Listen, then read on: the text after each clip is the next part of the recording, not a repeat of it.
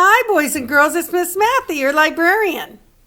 Today it's story time. I'm going to read you a cute Christmas story. It's called A Christmas Wish for Corduroy. It's by Freeman. Corduroy's been around a long time, this character. And I think you're going to like this book. It's very sweet.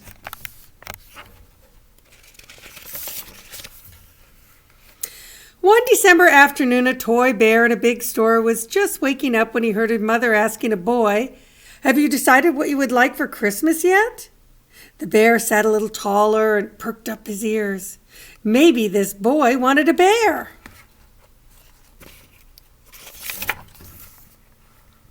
But the boy zipped right past him and pointed to a bright red shiny fire engine. "I'm going to ask Santa for a fire truck with a big ladder and a bell," said the boy. The bear watched sadly as the boy walked away. In the store that afternoon, the book It's Story Time was about Santa and the elves at the North Pole. All the children were excited to make Christmas lists and visit Santa. Maybe I should visit Santa, the bear thought. I could ask him if he knows a girl or boy who wants a bear. Tonight I'll go see if I can find him. Just before closing time, a girl stopped right in front of the bear. Maybe she wants a bear, he hoped. But the girl pointed to a doll in a pink dress. "Mommy, look, a pretty Piper doll. That is a doll I am going to ask Santa to bring me when I see him." "Make sure you put her name on your list, dear," said the mother.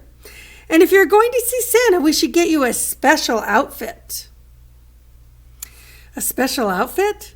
I didn't know I needed a special outfit to see Santa, thought the bear, as he looked at his brown fur. Why, I don't have any clothes at all. And without a name, how can I ever be on anyone's Christmas list? Late that evening, when all the shoppers had gone home, the bear climbed down from his shelf. The store seemed much bigger without any people in it. There were strange shadows everywhere. The bear felt very small.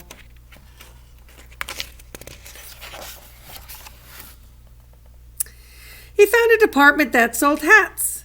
"Those hats look pretty special," he said. He tried on all kinds of hats, but none of them seemed quite right for a bear who was looking for Santa.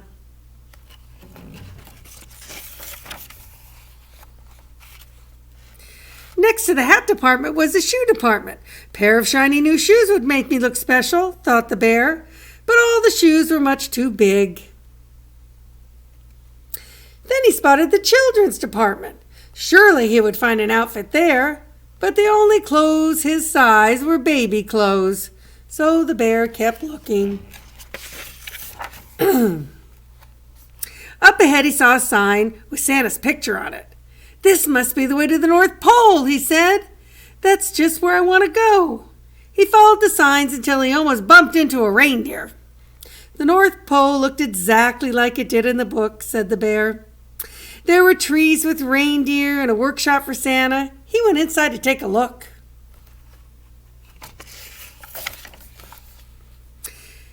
"This is a very little workshop," said the bear. He sat down in a chair. It was a perfect size. He looked around the room. There were small toys, tools, and even some elf clothes hanging on the wall. That gave him an idea. First he tried on an elf hat, but his ears were too small. Then he tried on a pair of elf shoes, but his furry bear paws were too big. Finally he tried on the elf clothes. They fit perfectly.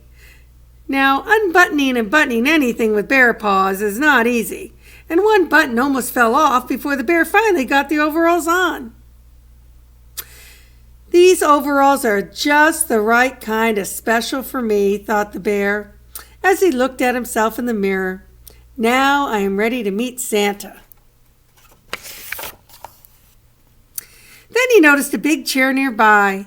"That must be Santa's chair," said the bear. "I will wait here so I will be the first in line when Santa comes, and then I can ask him for a little girl or boy to take me home." By now it was very late and the bear was very tired. He climbed up onto the chair and before too long he was fast asleep. That is exactly where Santa found him the next morning.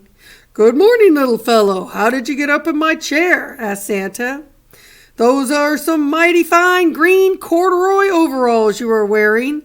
A good-looking bear like you should be with the other toys." "Mrs. Claus, would you please bring Corduroy back to the toy department?" asked Santa. "Santa called me Corduroy," thought the bear. "I have a name. Now I can be on someone's Christmas list." The bear was finally ready to tell Santa his Christmas wish. But before Corduroy could say a word, he was on his way back to the toy department with Mrs. Claus. Past the clothes, past the shoes, past the hats, farther and farther away from Santa, till he was back where he started. "We found Corduroy Bear on Santa's chair this morning," Mrs. Claus explained to the sales lady. "Doesn't he belong in your department?" The sales lady looked at Corduroy in his new green overalls. "You do look familiar," she said, as she put him back on the shelf.